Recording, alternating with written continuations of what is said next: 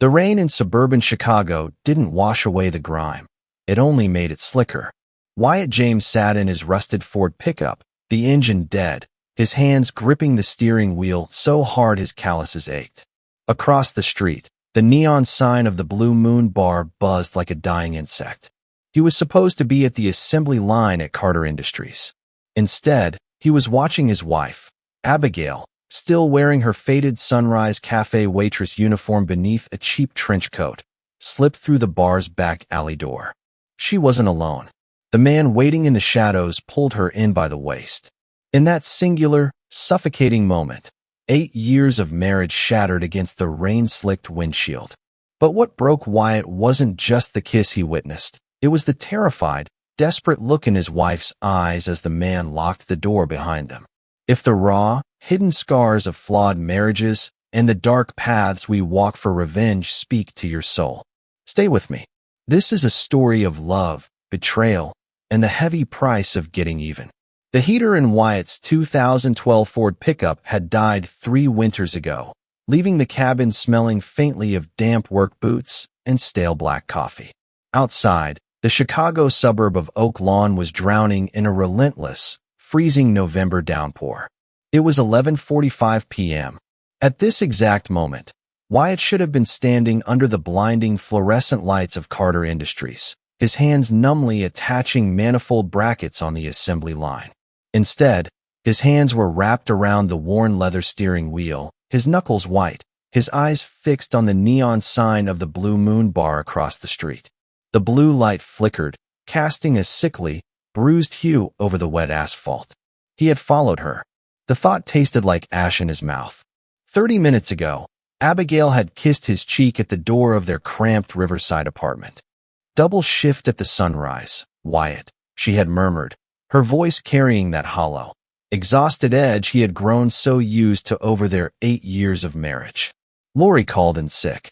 "I'll be back before Maya wakes up for school." It was a lie.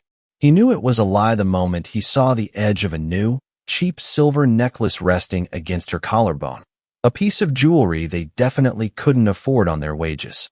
Through the rhythmic, agonizing thwop-thwop of the windshield wipers, Wyatt watched a figure emerge from a taxi. It was Abigail. She was wearing her tan Sunrise Cafe uniform, but she had thrown her faded beige trench coat over it, the collar turned up against the wind. She didn't walk toward the front entrance of the bar, where the few late-night drunks lingered. Instead, she hurried toward the pitch-black alleyway in the back. Wyatt's chest tightened, a vice gripping his lungs. He wanted to start the truck. He wanted to drive back to the factory, lose himself in the deafening roar of machinery, and pretend this was a nightmare born of exhaustion. But he couldn't look away. From the shadows of the alley, a man stepped forward. He was taller than Wyatt, broader, wearing a dark leather jacket that repelled the rain.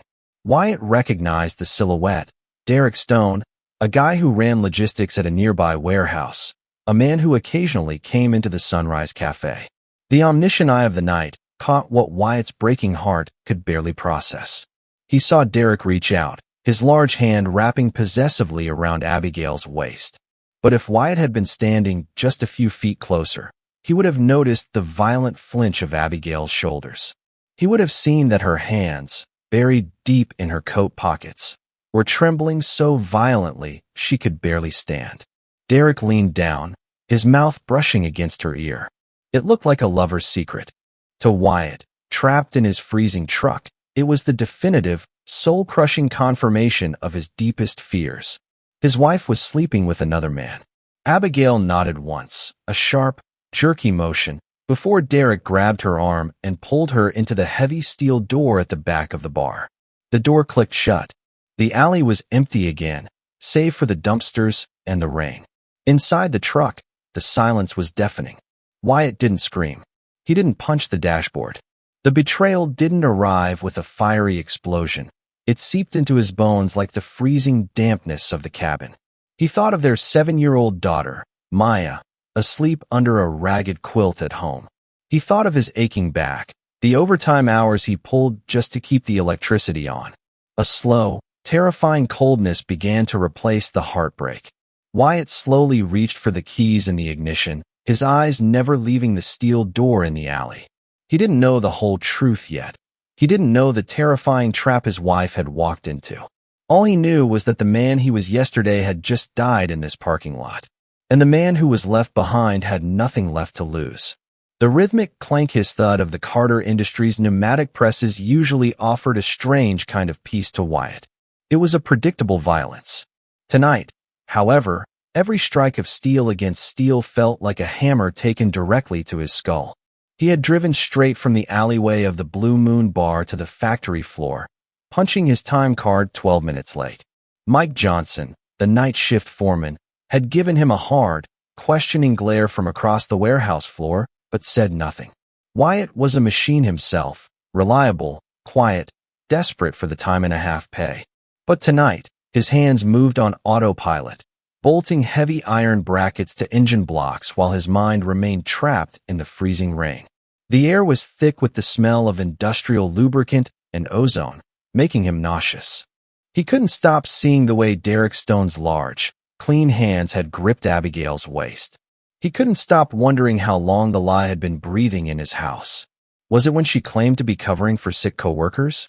Was it when he was asleep, dead to the world after a 14-hour haul, too exhausted to even touch her? The betrayal was a physical weight, far heavier than the iron parts he hoisted every 60 seconds. He looked down at his grease-stained hands, the thick calluses built over 8 years of trying to keep a roof over their heads, and a bitter realization washed over him. He had broken his back for their survival, only to lose her to a man who wore a clean leather jacket and smelled of cheap cologne instead of sweat and motor oil. Across town, beneath the flickering, headache-inducing fluorescent lights of the Sunrise Cafe, Abigail scrubbed table 4 for the third consecutive time. The diner smelled perpetually of scorched coffee, industrial bleach, and stale fryer grease. Her feet throbbed agonizingly in her cheap, slip-resistant shoes, a dull ache that crawled all the way up her spine. Earth to Abby, a voice cut through the diner's low, depressing hum. Amanda Foster, balancing 3 plates of runny eggs and hash browns up her arm, bumped Abigail's hip lightly. "You're going to scrub the cheap laminate right off that table. You okay? You look like a ghost." Abigail blinked rapidly, the bright yellow booths of the diner coming back into sharp, unforgiving focus. "Yeah, just tired. Maya kept waking up last night." It was a practiced, desperate lie. The truth was currently burning a hole against her skin. She reached up automatically, her trembling fingers grazing the cheap silver chain hidden beneath the collar of her tin uniform. It wasn't a romantic gift. It was a collar. Derek had forced it on her 2 weeks ago, a silent, cruel reminder that he owned her now. What had started months ago as a single, catastrophic moment of weakness, a desperate, foolish search for a fleeting escape from the crushing poverty and the silent, echoing loneliness of her marriage, had mutated into a living, breathing nightmare. Derek Stone didn't want love. He didn't even want her anymore. He wanted the $300 she had secretly siphoned from Maya's meager college fund envelope last week. He wanted absolute control. If she didn't keep paying his fees, he promised to show Wyatt the photos he had taken in the motel room.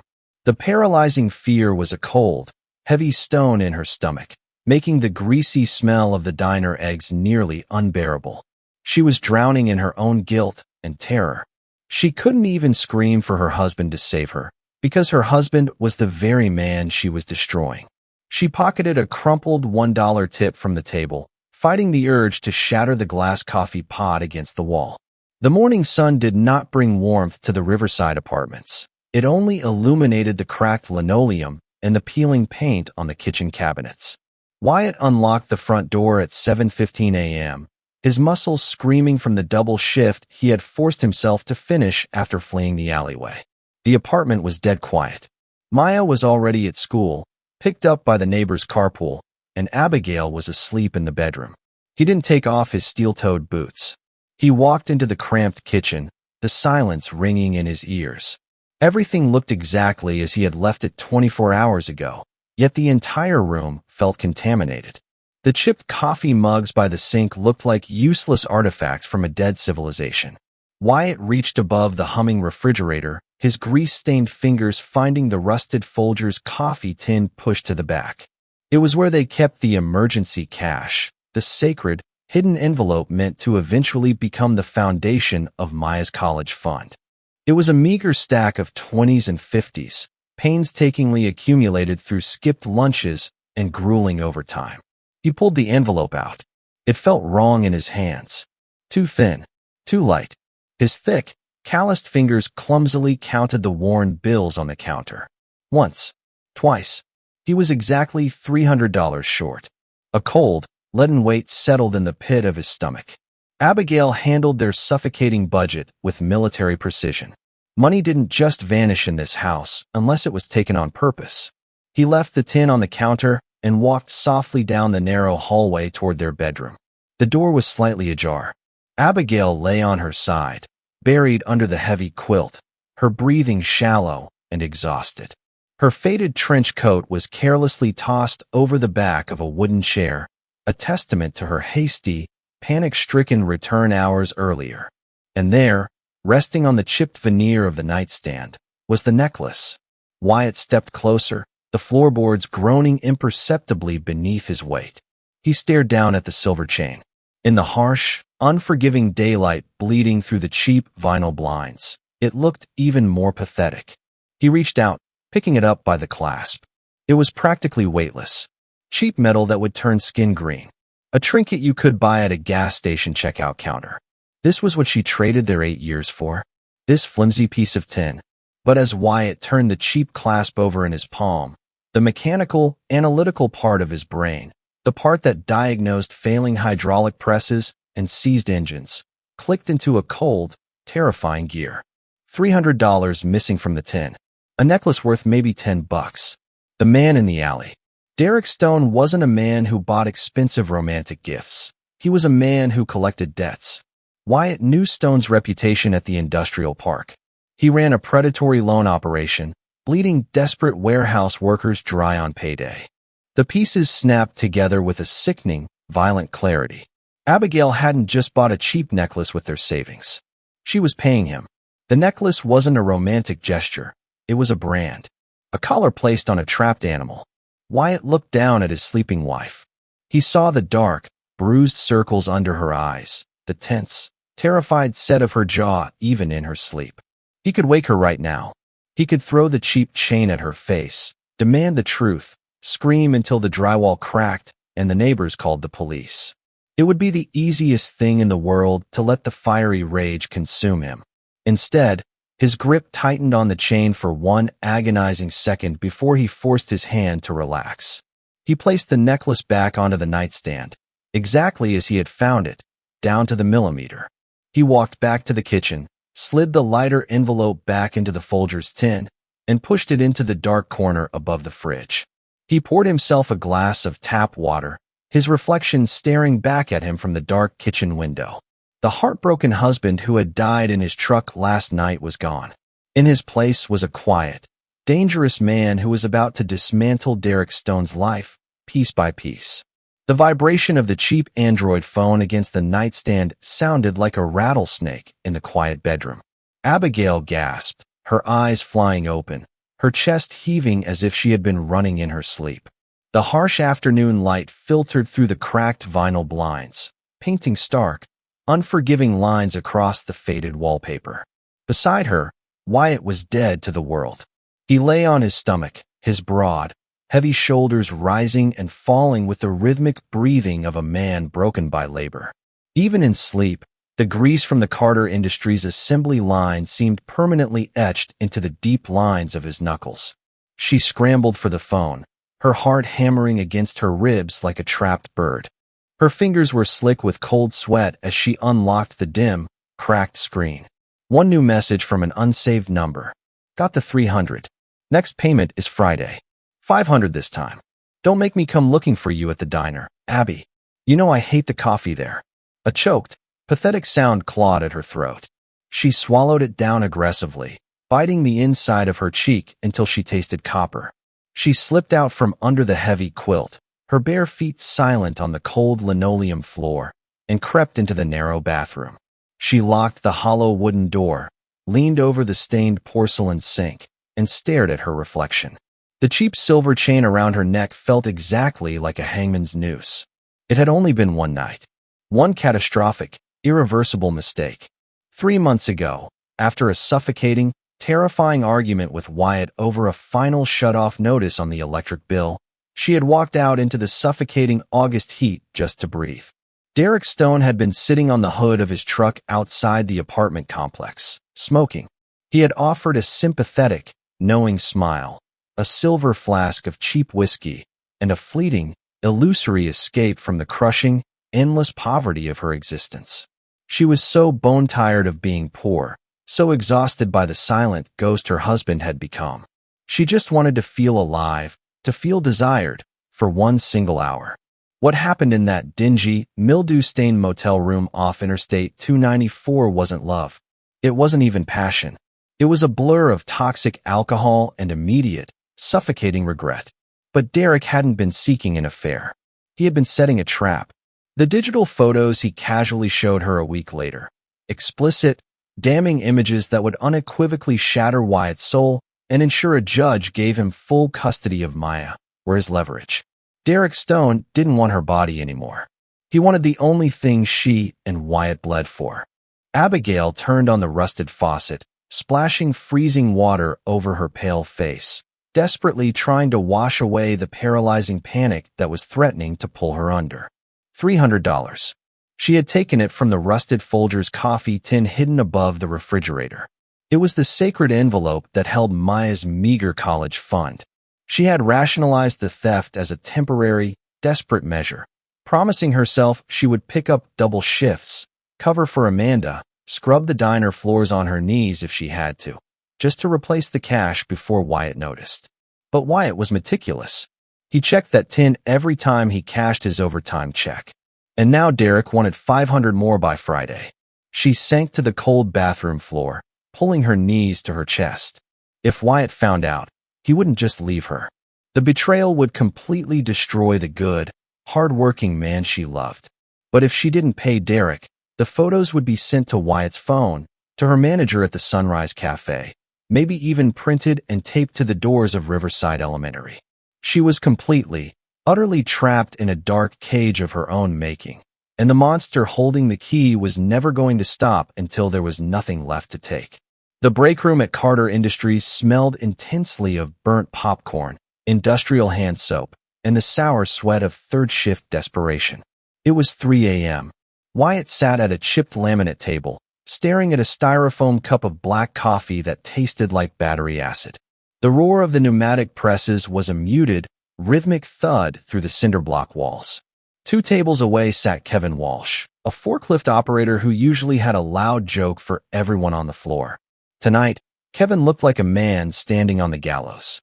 His hands shook as he stared at a text message on his phone, his face pale beneath a layer of machine grease.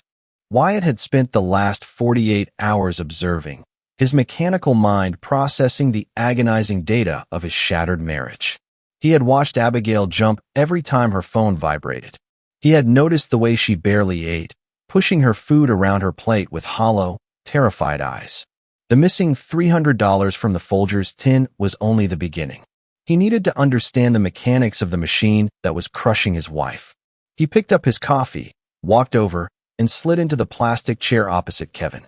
"You look like you're staring down a loaded barrel, Kev," Wyatt said, his voice low and steady, a perfectly calibrated tool. Kevin jumped, quickly shoving his phone face down on the table. "Just tired, Wyatt. You know how it is. They got me pulling doubles all week."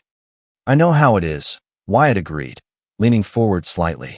"I also know you've been avoiding the loading dock doors every time the logistics trucks from the East Warehouse pull up. You're hiding from Derek Stone." The blood drained completely from Kevin's face. He looked frantically toward the break room door, terrified someone might have heard the name. "Keep your voice down, man. You don't know what you're talking about." "I know he wears a nice leather jacket on a warehouse salary," Wyatt stated, his tone devoid of judgment, presenting only the cold, hard facts. "And I know he doesn't come around here just to check inventory. What does he have on you, Kevin?" For a long moment, The only sound was the humming of the ancient vending machine in the corner. Then, Kevin let out a ragged, defeated breath. He rubbed his face with trembling hands. "I got behind on my truck payments 3 months ago," Kevin whispered, his eyes fixed on the scuffed linoleum floor. Stone offered a bridge loan. Cash, no paperwork. Said we were all working stiffs. Had to look out for each other. I took $500. He wants $100 a week in interest. When I missed a payment last week, he showed me pictures he took of my kid walking home from middle school. He said if I don't pay double by Friday, he's going to have a talk with him. A suffocating silence fell over the table. Wyatt stared at the styrofoam cup in his hands. The final, agonizing piece of the puzzle snapped into place with sickening clarity. Derek Stone wasn't a lover. He was a parasite. The image of Abigail in the alleyway rushed back to Wyatt. Not the kiss, but the violent flinch of her shoulders, the terror in her eyes, the cheap silver chain that marked her as property. The betrayal still burned a hole through his chest. She had still chosen to step out of their marriage. But the woman he saw now wasn't a cheating wife running off into a romantic sunset. She was a hostage drowning in a swamp of extortion, bleeding their daughter's future dry just to keep the monster at bay. "He's a ghost, Wyatt," Kevin muttered, oblivious to the storm raging across the table. "He operates strictly in cash. No paper trail. If you go to the cops, he burns your life down before they even open a file. You just have to keep paying until he gets bored." "Nobody is a ghost, Kev," Wyatt said quietly. He stood up, tossing his full cup of coffee into the trash can. "Every machine has a weak point. You just have to know which gear to break." Wyatt walked out of the break room, the cold, analytical part of his brain completely taking over. The heartbreak was safely locked away in a dark corner of his soul. Right now, he didn't have the luxury of being a grieving husband. He had a predator to dismantle. The yellow flashing lights of the Riverside Elementary School bus faded down the rain-washed street. Inside the cramped kitchen, the silence settled like dust. Abigail stood at the chipped porcelain sink, mechanically scrubbing a single ceramic mug. Her hands were shaking so violently that the sponge kept slipping from her grip. She had until Friday to find $500. The math playing in her head was a continuous, sickening loop of impossible numbers. The heavy front door clicked open. Wyatt stepped inside, his steel-toed boots leaving faint, greasy outlines on the cracked linoleum. He didn't take off his coat. He didn't walk past her to the bedroom to collapse after his 14-hour shift.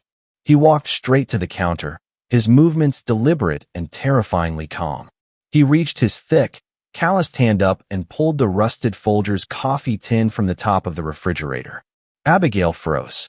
The water from the faucet continued to run, a deafening rush in the sudden vacuum of the room. She watched through the reflection of the dark kitchen window as Wyatt placed the tin onto the small dining table. The dull metallic thud sounded like a coffin nailing shut. Then, he reached into his jacket pocket. He pulled out the cheap silver necklace he had taken from her nightstand and dropped it next to the tin. It landed with a pathetic, tinny clatter. $300 missing from Maya's envelope, Wyatt said. His voice was completely devoid of anger.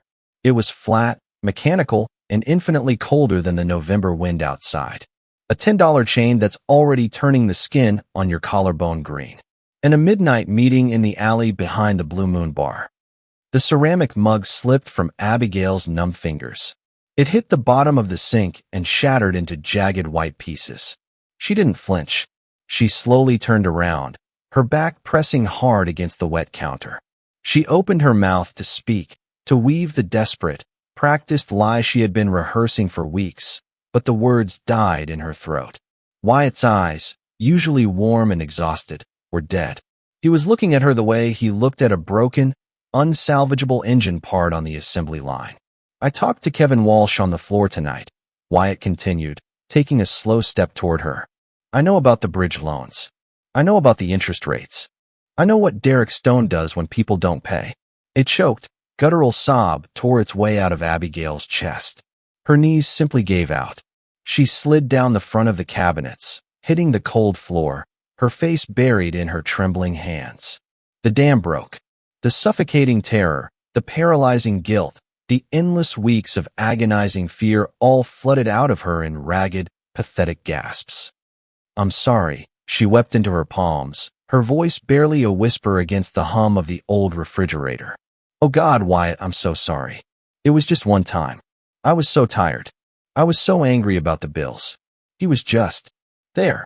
But he took pictures, Wyatt. In the motel room. He took pictures, and he said he would send them to you. He said he would take Maya away from us. I just wanted to buy him off. I just wanted to fix it before you found out." She waited for the explosion. She waited for the screaming, for him to throw the coffee tin at the wall, to demand a divorce right then and there. Instead, Wyatt knelt down slowly on the cracked linoleum. He didn't reach out to touch her. The physical distance between them felt like a canyon. "You can't buy off a parasite, Abby," Wyatt said, his voice dropping to a harsh, gravelly whisper. "He doesn't want the money. He wants the control. He wants to bleed us until there's nothing left but bone." Abigail looked up, her face streaked with tears, her eyes wide with a terrifying realization. Wyatt wasn't looking at her with forgiveness. He was looking at her with a grim, chilling resolve. The husband she had betrayed was dead. The man kneeling in front of her was going to war. The pieces of the shattered ceramic mug remained on the linoleum, a jagged border between them. Wyatt did not offer his hand to help Abigail up.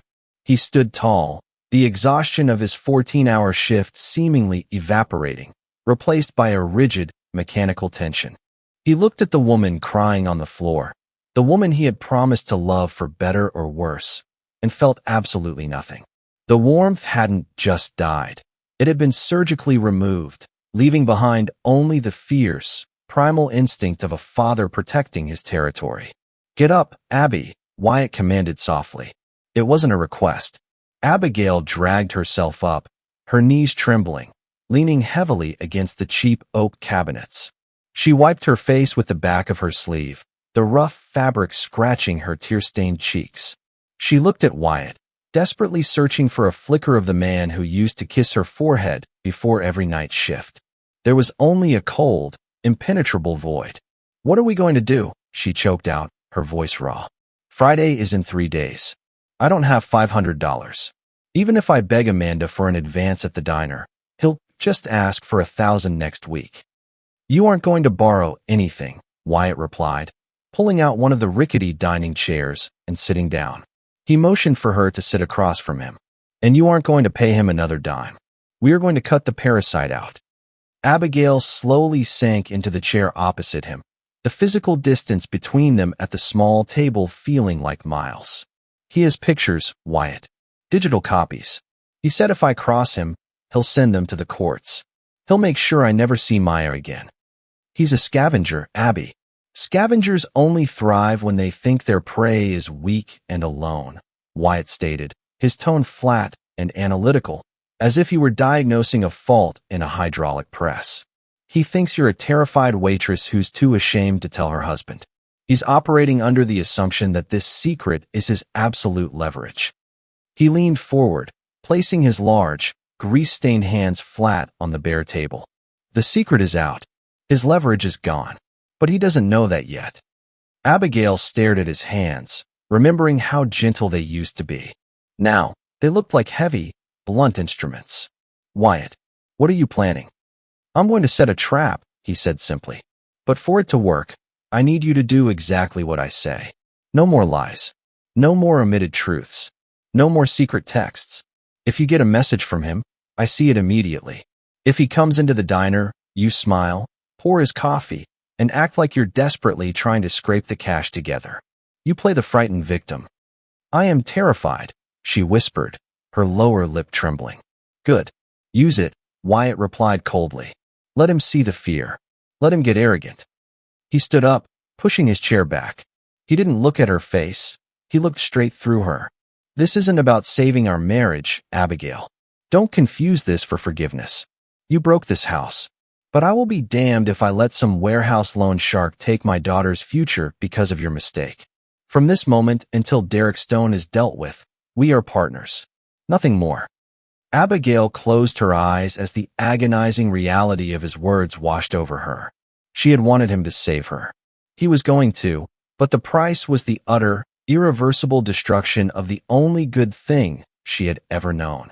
She nodded slowly, a silent, bitter agreement to the terms of their fractured alliance.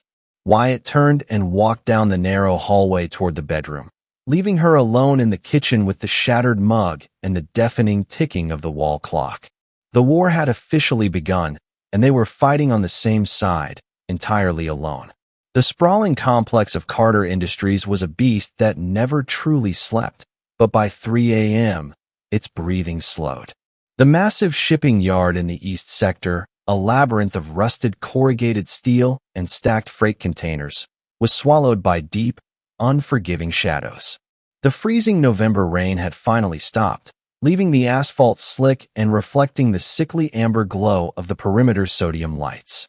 Wyatt moved through the maze of metal with the silent, practiced efficiency of a man who had spent a third of his life within these fences. He wore his dark, grease-stained heavy canvas jacket, a heavy steel wrench tucked into his belt, and a flashlight wrapped in red electrical tape to kill the glare. His destination was an isolated, decommissioned loading dock, Bay 4.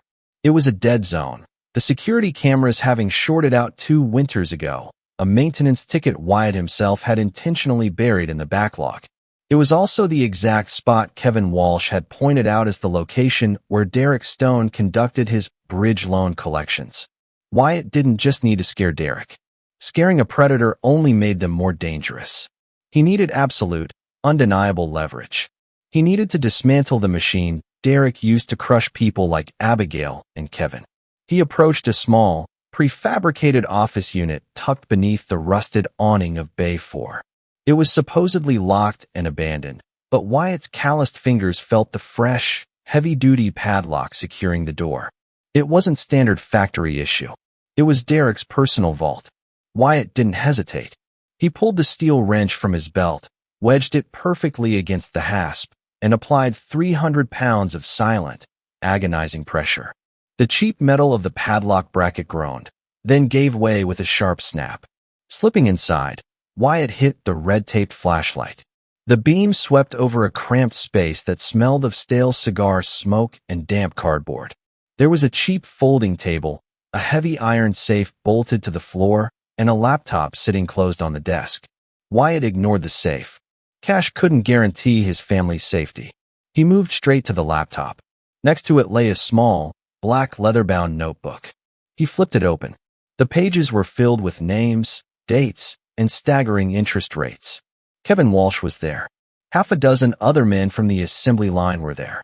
And on the last page, written in sharp, aggressive handwriting, was the name Abigail Reed, followed by a tally of the money she had bled from Maya's college fund. But it was the external hard drive plugged into the back of the laptop that caught Wyatt's attention. A blinking green light indicated it was active. Derek wasn't just keeping a financial ledger. He was keeping a digital archive of his leverage. The photos of Abigail in the motel room. The photos of Kevin's son.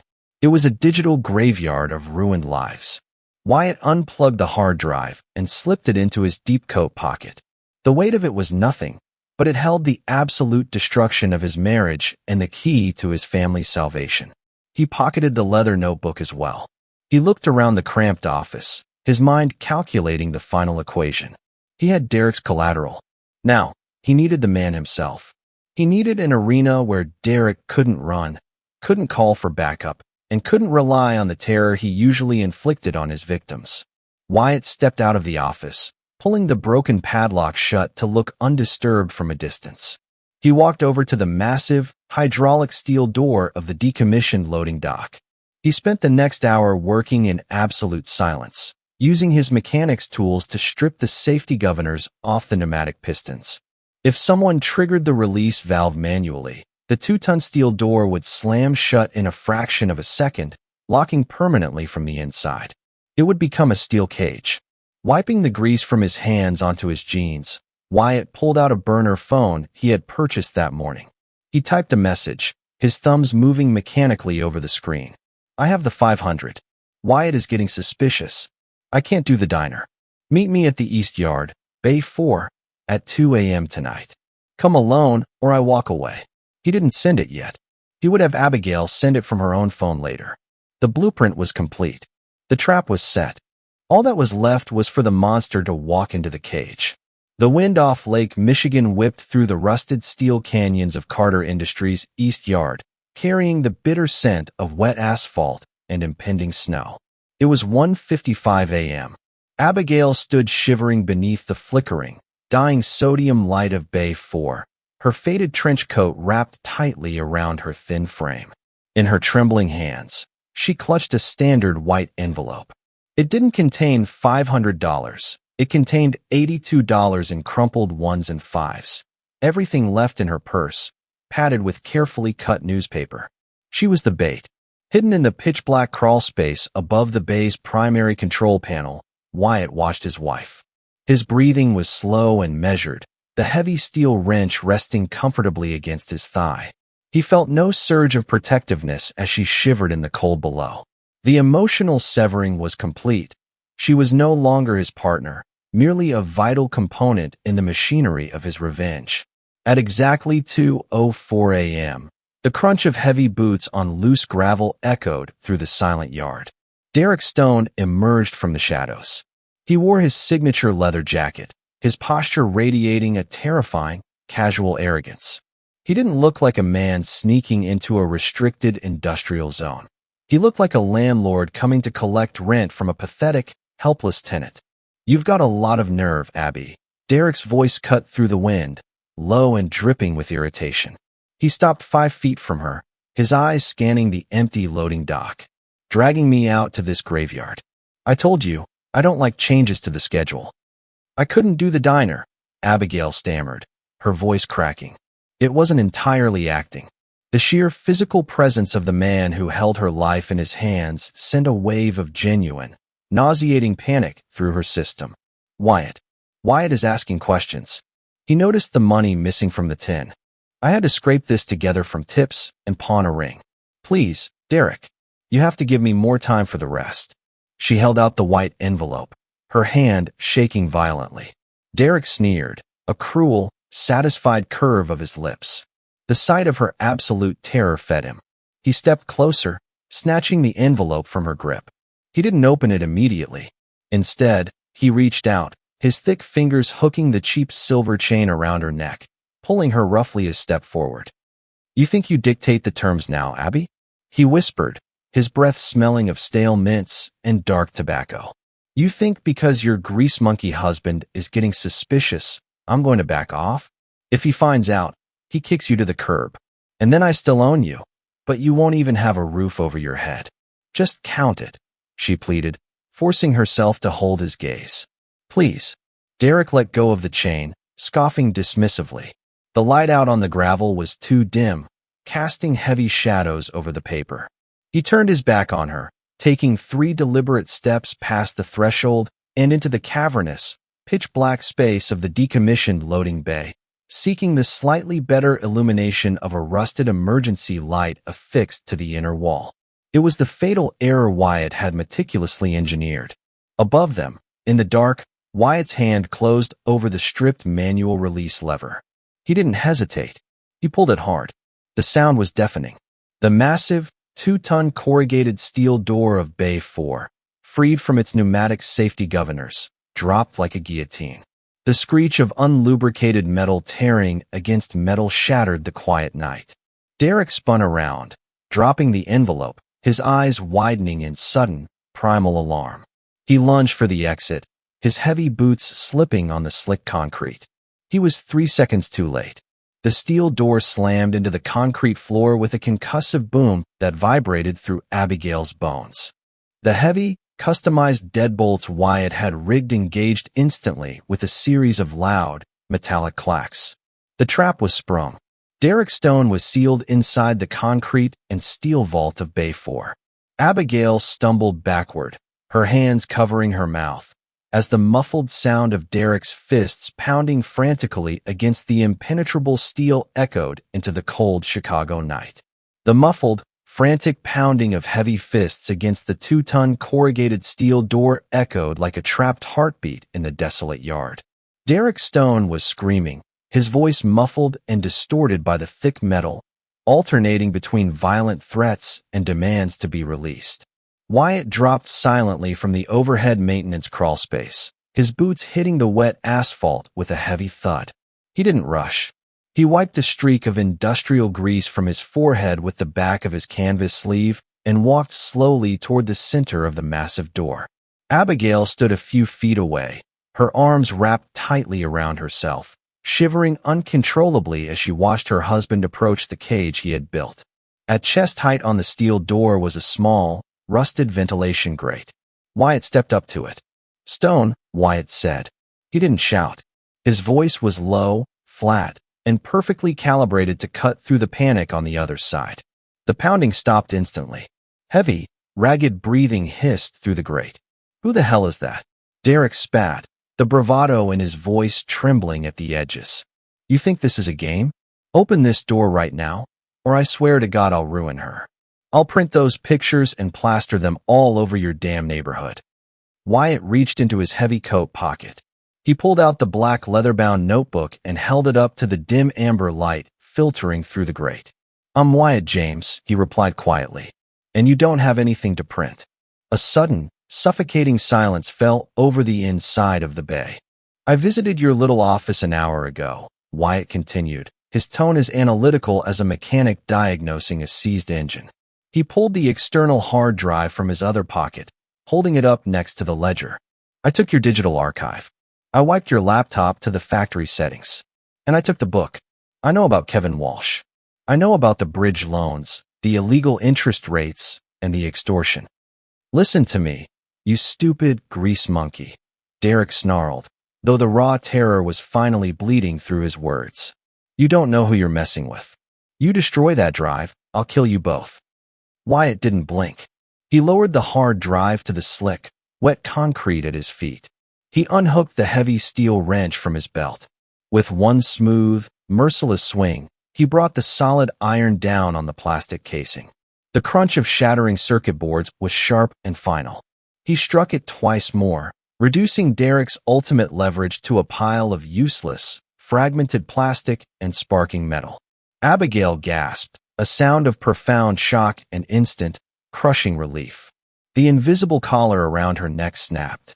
"It's gone," Wyatt stated coldly, kicking the debris aside. "But the ledger isn't. I made copies, Stone. Right now, there is an envelope sitting on the plant manager's desk with your name on it. There is another one in a mailbox down the street addressed to the district attorney, detailing exactly how you've been bleeding Carter Industries employees dry."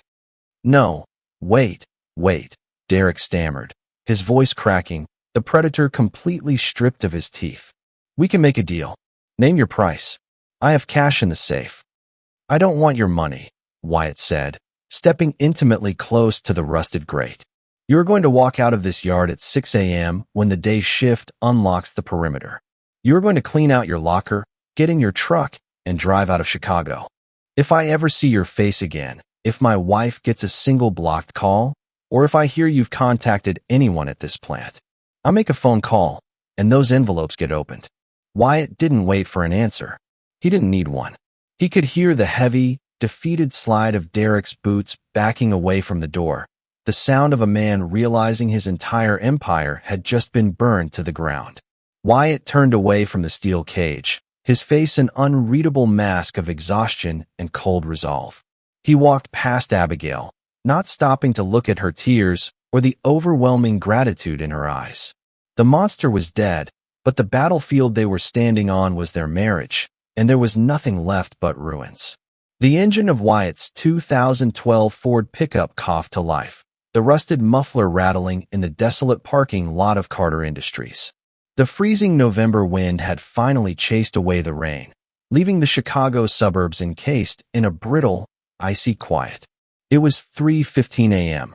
Inside the freezing cabin, the silence was absolute and suffocating. Abigail sat huddled against the passenger side door, her knees pulled tight together.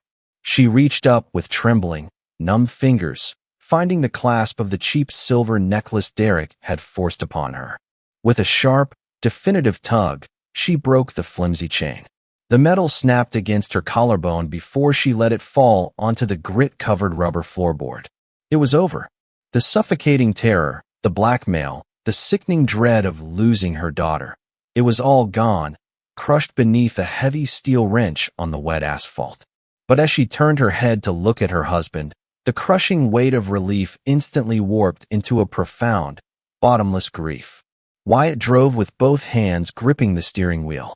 The adrenaline that had fueled his cold, calculated vengeance for the past 3 days was rapidly evaporating, leaving behind a hollow, exhausted shell of a man. His broad shoulders sagged beneath his heavy canvas coat. The stark streetlights passing over the windshield illuminated the deep, dark bags under his eyes and the grim, permanent set of his jaw. He didn't look like a victorious hero. He looked like a casualty of war. "Wyatt," Abigail whispered, her voice cracking in the freezing air. The word felt like sandpaper in her throat. "Don't," Wyatt said. His voice wasn't angry anymore. It was dangerously soft, completely devoid of the warmth that had defined their 8 years together. "Just look out the window, Abby. I have to say it," she pleaded, hot tears finally spilling over her cold cheeks. "I know it doesn't fix anything. I know I destroyed this. But thank you. Thank you for saving me. For saving Maya." Wyatt kept his eyes fixed on the empty suburban road. He didn't tighten his grip on the wheel. He just looked incredibly tired. "I didn't do it to save you, Abigail. I did it to excise a tumor that was threatening my daughter's life. I did it because that monster was stealing from the tin above our refrigerator. If I had let him destroy you, the shrapnel would have hit Maya. I couldn't allow that."